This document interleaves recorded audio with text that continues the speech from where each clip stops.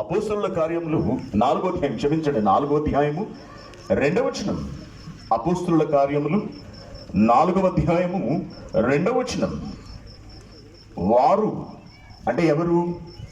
అపోస్తలులు ప్రజలకు బోధించుటయు, యేసును బట్టి మృతులలో నుండి పునరుద్ధానము కలుగునని ప్రకటించుటయు చూచి కలవరపడ్డారట. చూడండి, నాటి సమాజం, నాటి పెద్దలు, నాటి మత పెద్దలు అపోస్తలులు చేసిన ఈ బోధను చూసి కంగారు పడ్డారట, కలవరపడ్డారట.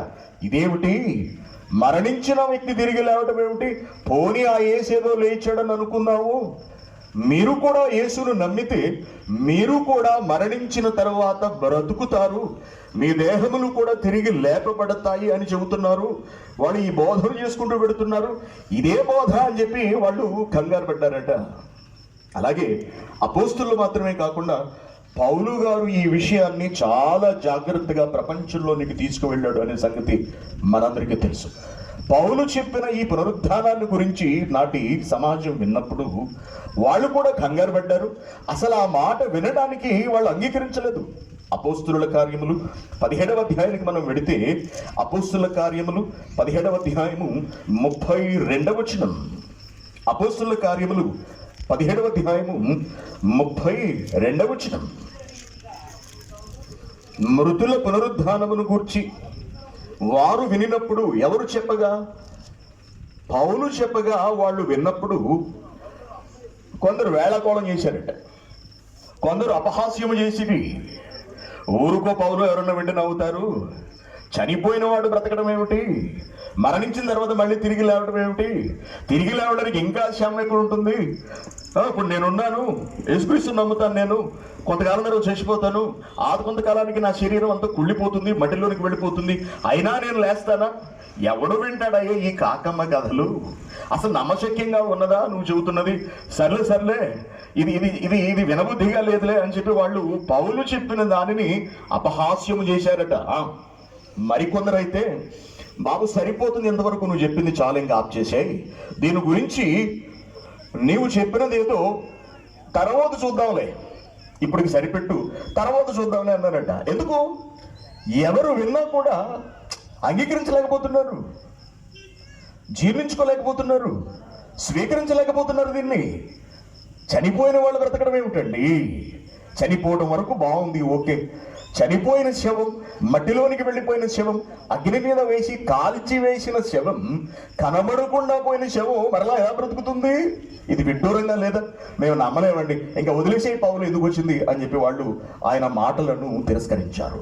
కొందరు స్వీకరించారు, కొందరు తిరస్కరించారు, కొందరు స్వీకరించారు, కొందరు తిరస్కరించారట. దేవుని బిడ్డలారా, ఆలోచించండి. క్రీస్తు తిరిగి లేవటం,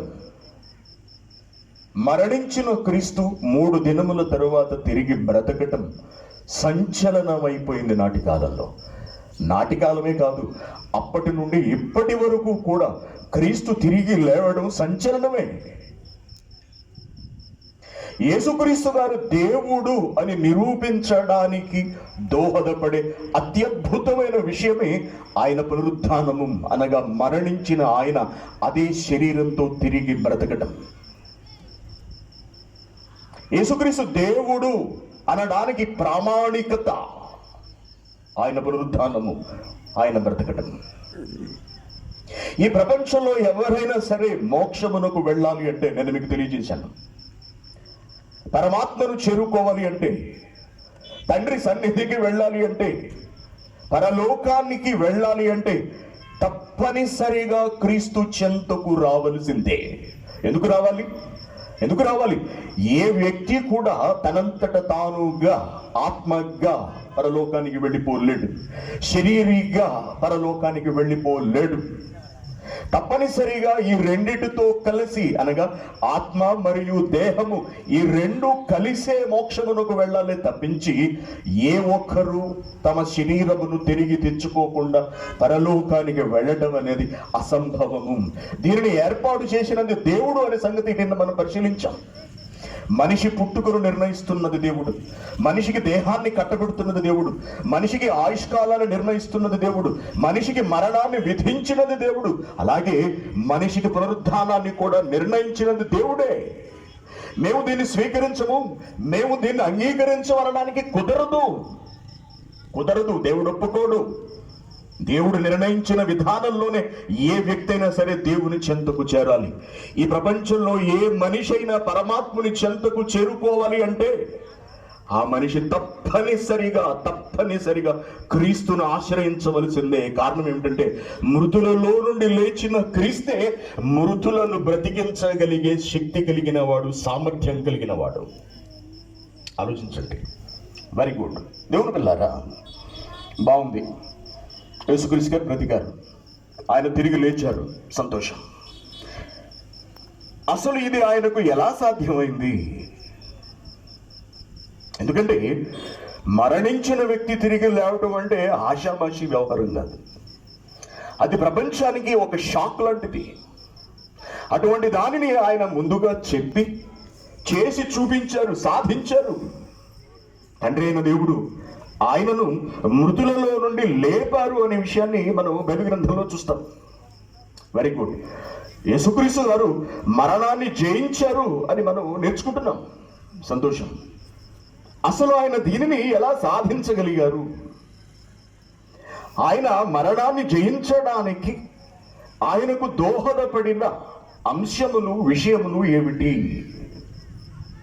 వేటి ఆధారంతో ఆయన తన దేహాన్ని తిరిగి పొందుకున్నారు?